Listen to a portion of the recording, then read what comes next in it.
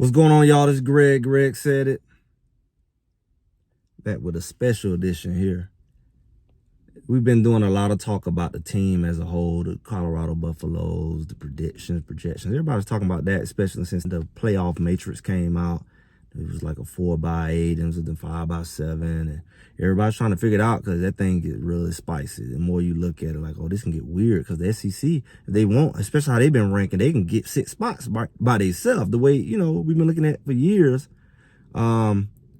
Maybe it'd be a little different, towards the end as they beat each other off.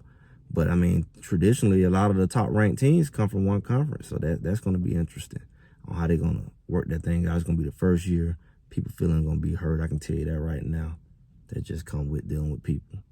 But, it's a lot of different things that's been eye-catching. We've been watching the new DC come in and new players come in.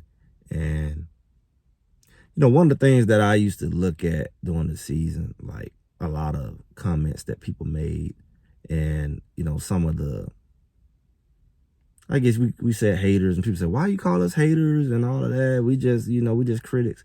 But hater go a little deeper. Hater, my definition of hater don't give no credit where credit is due. And, it's a lot of criticism. In this case, talk about Travis Hunter, right?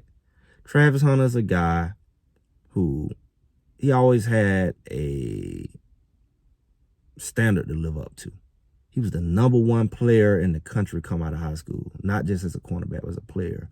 He decided to go to JSU, and so they dropped him 1. They made him like #2. So it depended on who you was talking to. He was #1 or #2 behind a D lineman that went to Texas A&M. And Travis went in, everybody always tried, especially when he went to, JSU. It's like his credibility, was questioned. And he was a smaller guy. So it's hard to prove yourself because anything you do, you just said that, JSU. They didn't even want to call JSU Division I. And he went there and he went with the ankle situation. And Coach Prime wanted him to be all the way right, especially with the standard that people's going to hold against him. And he wanted to be healthy and he didn't want him to hurt it worse. So he let him go ahead and get that surgery in the offseason, and it kind of delayed his start. He tried to play the first game, and he still was hobbling. He shut it down because he's just elite. But Coach Prime said, let you go ahead all the way heal. So he went all the way through half of the season. And I think he came around homecoming against Campbell. And he played a pretty good season with that little short of time. And he was productive on both sides of the ball. He made some highlight plays. And yeah, some people caught some balls on him and things like that when he came back. And, everything that he do, everybody has a microscope on. And there was a chance to question him. Even all the way down to some people called him injury prone. He's never been an injury prone guy. That was his first season. And they made it as if he gets hurt every year or something like that. But he actually did an off-season surgery. So that's just an example of the standard that people hold is unrealistic. Maybe it's ignorance. Maybe is, just not educated on about what's going on. Maybe just repeating what you heard. But we hear a lot of things that are interesting about Travis Hunter. First, nobody's perfect. It's the greatest DBs get balls caught on. Nobody's 100%. So it's a question if he's a lockdown guy or not. Maybe he's just an athlete. Then you got the whole debate. Is he really an elite receiver or DB? You got some people say he's absolutely elite at receiver, way better than DB. And, for the same person, somebody else would say, oh, he's not that great of a receiver. He's just an athlete. His route running is not good. It's just opinions. But I'm going to tell you what's not an opinion. Got my little handy little notepad list. You start off the season, a lot impact watch list. Preseason first team All-American, corner and all-purpose. Preseason Pac-12 at 3 positions. And, some of these had different people's perspective. They put them on the second team. But we're not going to go there. First team all-purpose. First team all-athlete. The Paul Harning Award. All Pac-12 as we look through the season. As he got through the season. All Pac-12 team. And we know that he's not only preseason All-American, now he's going to be first team All-American for next year as well, already projected. And people are already saying, is it too soon? See, Travis Hunter got hurt, right? And he missed a few games. And unfortunately, those were some of the best games you really want to measure him playing against some of the top quarterbacks, against Bo Nix, against Caleb Williams. And I think he even missed the Arizona State, which was not, but, you know, he missed a few games. He came back against Stanford. He wasn't all the way in shape. And he was just coming off an injury. And some big plays happened on him. But he also made some big plays. But he wasn't all the way back. Then he had a break. And he came back. He's done pretty good since. He had 2 touchdowns taken from him against Utah. So when you look at, like, from the statistics, he set a school record versus TCU.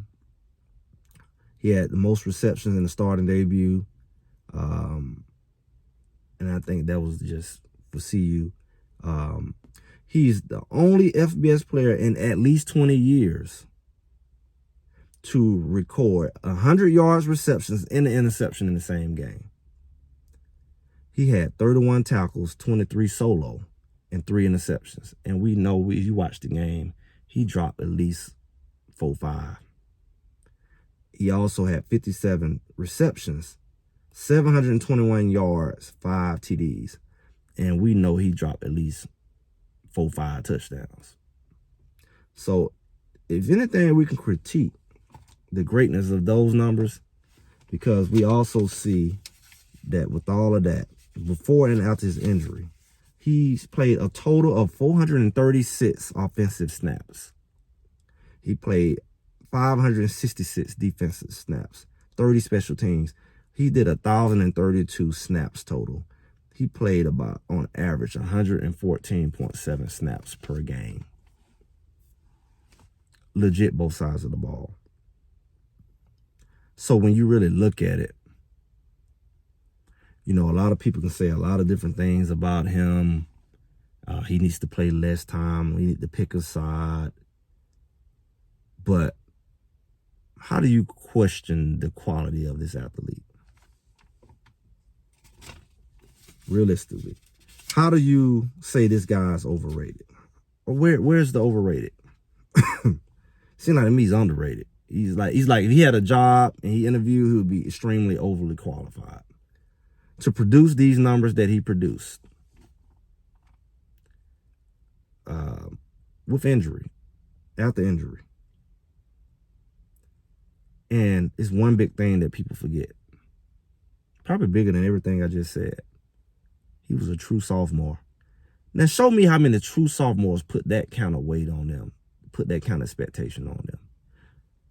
A true sophomore who's undersized, who's still developing, in his first year in a major Division I program, who y'all said was just a FBS boy, no, FCS, HBCU caliber athlete.